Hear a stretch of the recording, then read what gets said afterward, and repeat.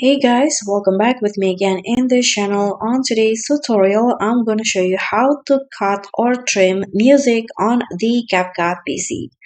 So here I've already imported music or songs to my CapCut PC.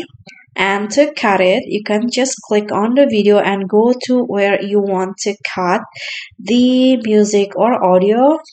And then for example, I want to delete the beginning, the front of the music, so I'm going to just click on this delete left like this, and the audio will be split and delete like that. And to do the opposite, you would for example, you want to delete the right part, you need to click on this delete right like that. Or you can also do this if you want to just split the clip, just click on split here like that. If you want to split but not delete, just use this. And to trim, you just need to drag the arrow, so go to the end or the beginning of the audio and drag it like this to trim it.